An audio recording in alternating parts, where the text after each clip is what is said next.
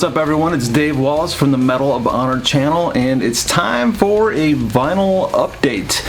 If you watch all the other shows that I do, you might have noticed that last month I did forget to do my vinyl update. I actually been really kind of busy lately with a lot of work and some other projects and stuff, so I actually just kind of passed over it, but also didn't buy enough records aside from the new reviews and the Metalhead box and stuff to do another update. So this month, I'm kind of putting the two together. It's actually only 10 albums I'm talking about, but if you do go back and look at the 2 Metalhead box reviews I did and the 3 review albums, 2 shows of the 3 review albums, that's 10 albums aside from this that I also bought in that month. So it seems like it's maybe not a whole lot for 2 months, but I actually got a decent amount of stuff. So anyway, I'm gonna get right to it. First of all, thank you all for supporting the show and watching,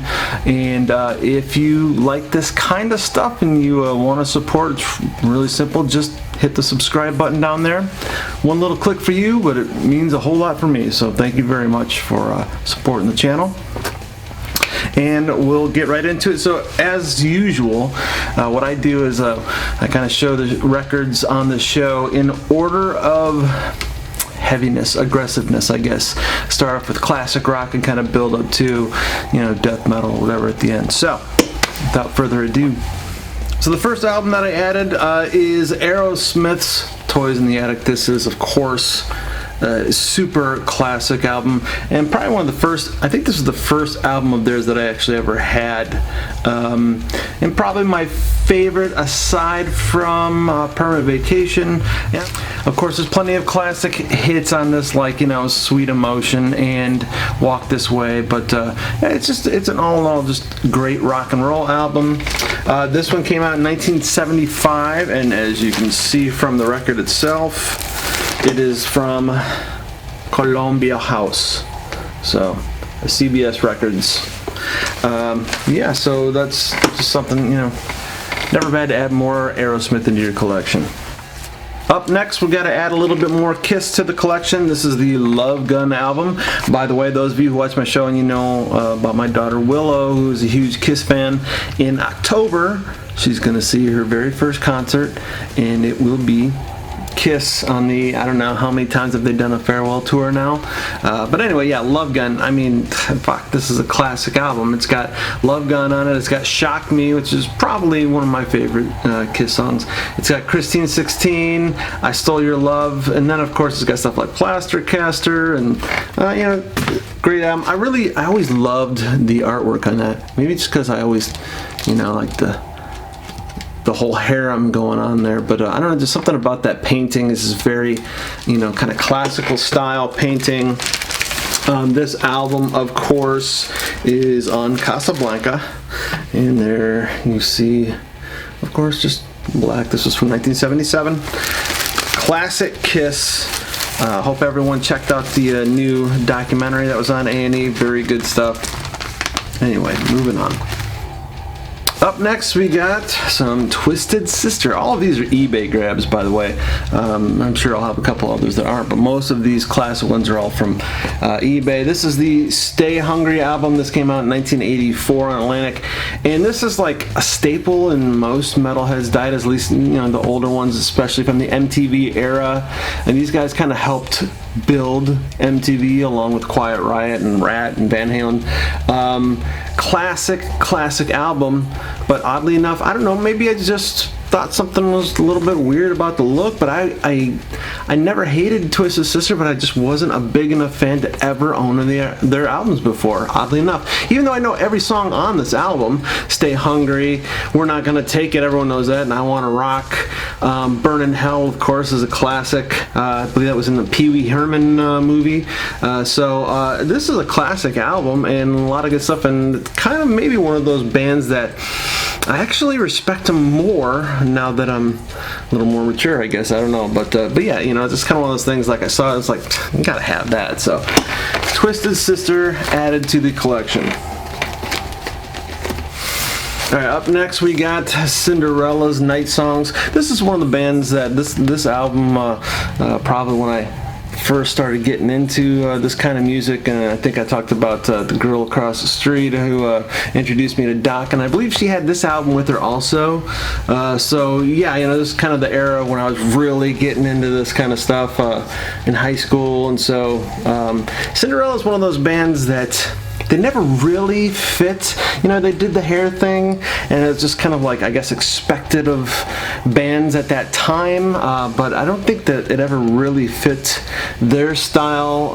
Gatecreeper definitely is a great musician, and also just more of a bluesy kind of songwriter. So, but yeah, this is a great band, and they, you know, only did a few albums, but they were all excellent.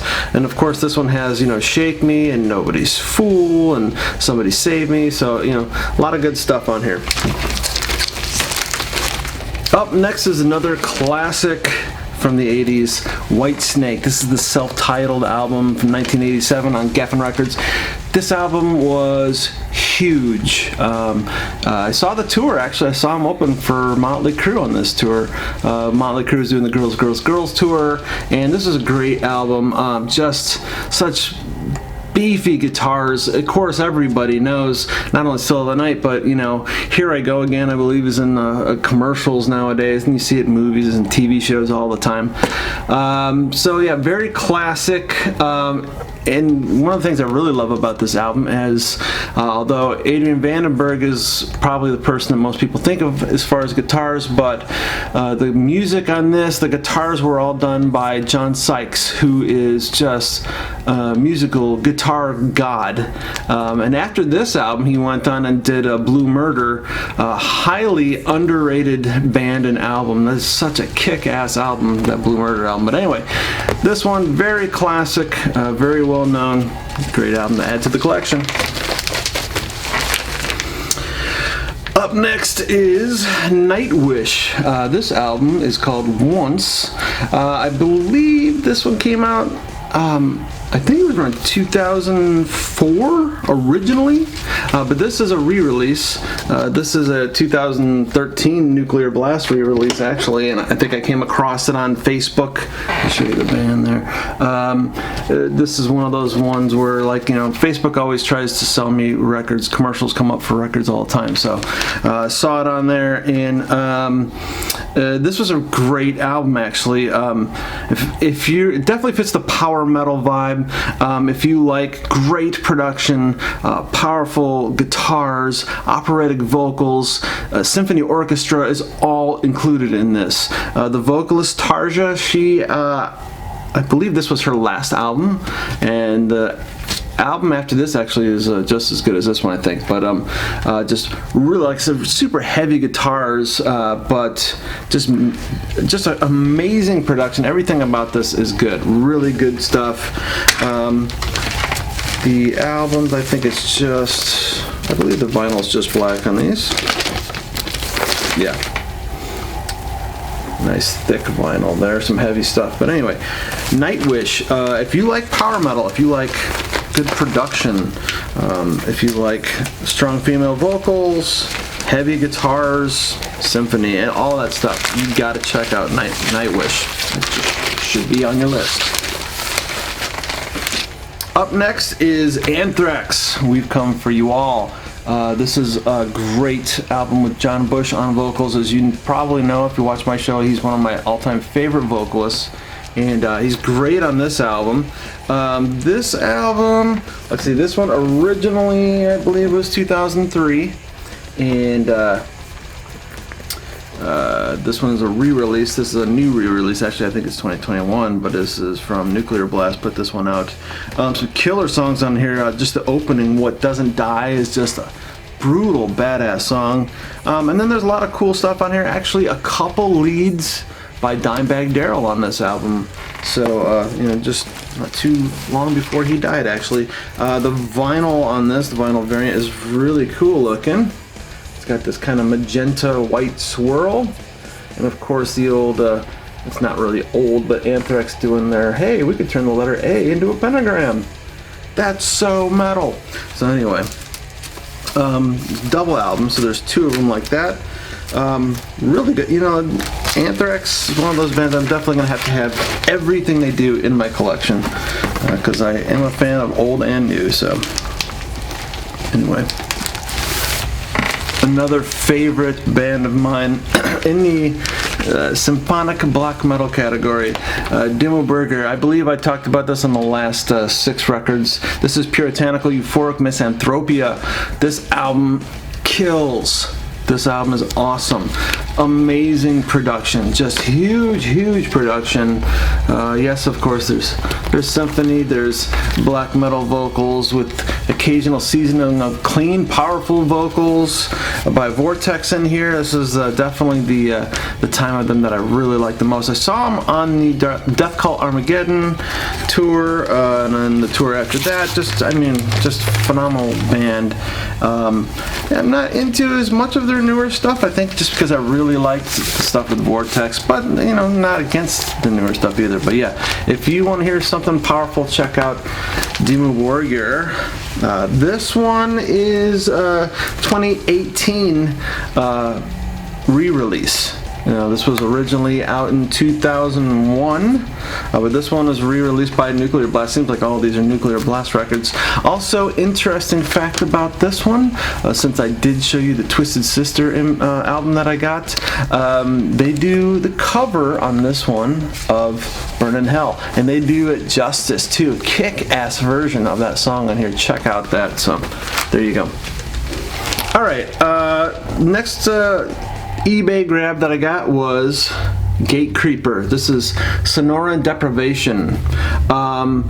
The great thing about this band is if you did not know anything about them, you would put the needle down and you would swear that this was Swedish death metal. But in fact, they're from Arizona.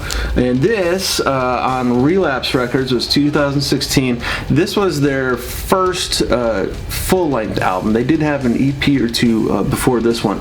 But yeah, really got those buzzsaw guitars down. Definitely sounds very much like the Swedish death metal. So solid production, great death metal. It's not super fast, and it's also not doomy. It's just standard death metal. Nice production, nice sound to the whole thing. Kick-ass album. Nothing really special about the vinyl, just the black vinyl with the labels there. The final one I'm going to talk about, I'm not going to talk about too much because I'm going to be doing a review on it this coming month, and it is the latest from Flotsam Jetson. This is Blood in the Water.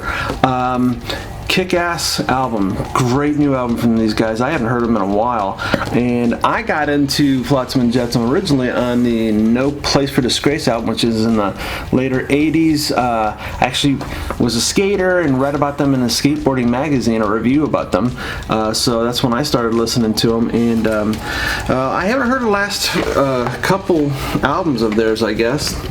But what I can tell you is this one is surprising the hell out of me just from hearing a couple songs on Liquid Metal. So I thought, man, I got to check this out. And yeah, it's just really good. I will show you the clear yellow, I don't know, call it piss, call it beer, whatever you want, but what I can tell you is it's badass. We'll talk more about that this coming month for the reviews. So anyway, that is going to be everything for the vinyl update. That's what I've added to my collection this month. So let me know if you got any of these in your collection and what you like and what you don't like. And until next time, keep the horns up, keep the needle down.